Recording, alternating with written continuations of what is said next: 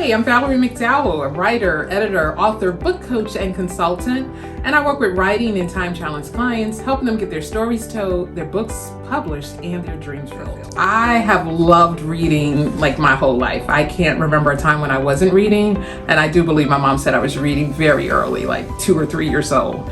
And so I've just always had a love of reading, and then that translated to writing. I've been a big word girl, basically. I used to read the dictionary for fun, okay?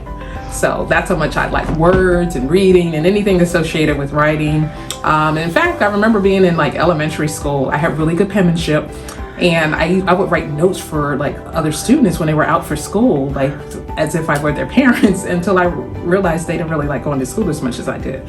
So I stopped doing that. But then I remember later on, like in middle school, we were learning how to do resumes, and I remember doing my own resume and showing my mom, and she showed a friend of hers, and they were like, wow, that's really good. And next thing I know, I'm doing their resume. And then I had a whole clientele of people I was doing resumes for, so I was already in business. So I received an academic scholarship to go to Georgetown in Washington, D.C. So I was originally from the New York and New Jersey area. So when I got to D.C., it was like, wow, you know, a whole new place. And I was a marketing major. Now, it took quite a while before I finally got to those major courses, but public speaking, being creative, writing, copy, like those were the classes that I loved. And so those were things I ended up, you know, just excelling in, and really just learning how to write things that get people's attention, how to use words to change the atmosphere or change how somebody thought about a product. You know, were just some of the skills that I was able to learn while in college. Yes, I am a lover of the arts. I danced as a child, actually, and hated moving to Jersey from New York, you know, where all the arts are in full bloom. But I remember my sister and I took a dance class at the NABE, is what they called it, which was the neighborhood house in Morristown, New Jersey, and we were taking dance classes.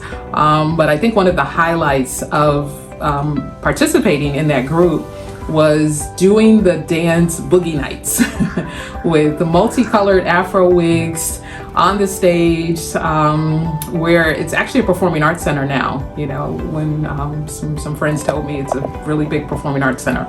So that was one of the highlights of my dance as a child. And then when I went off to college, I and another student, we co-founded Black Movements Dance Theater in 1984 when we were sophomores, and it is now in its 35th year, I believe. And in 2017, she and I received a legacy award from the Performing Arts Department at Georgetown University. Well, first of all, I don't think books are ever going to go out of style. From papyrus, you know, to stone, to the actual written word.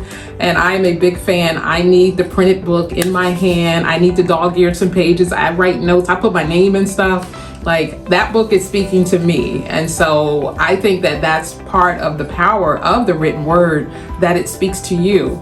As a child, it took me to places I never even imagined. And the beauty of it, as an adult, I was able to go to places I had only read about. Best things I think I learned in reading, even growing up as a child, my father and many parents back then, you know, they subscribed to Reader's Digest. So I read everything that was in the house. In addition, I read the cereal boxes. I was just a great reader. And so, you know, just that door of knowledge that you get when you open a book. And I was not particular about any kind of book. It was like, I would read world history. I would read about food and cooking. I would read like how to grow your business. Like, you know, my interests are very wide. And so as a result, my interests are in many different places. And that actually has helped me, and the path that I'm on right now, that I'm able to tap into so many different aspects of my life, from art to social justice, to music, to dance. And all of this fits into the lifestyles and the areas of which I can help my clients. So now, as a book coach, you know, one of the questions I always get from my clients is, are we going to do print, or can I do ebook? And the thing is, I do both, but my preference is going to be that that printed document, that printed book that you can hold in your hand. And for many people, there is a moment when you actually get that book that you wrote, that's yours, that you put your heart and soul in, that it just it just elevates you. It lets you see like, wow, I did this. I accomplished something that I said I would do, and that my story was worth telling. I think that's one of the best parts of holding that printed book. The digital book is fine, if you got it Kindle or Nook or whatever. It's much more portable, of course, especially if you're like me and you carry and you read a lot when you travel. But at the same time, it's something about that printed book. And, again, I was a child, loved the library.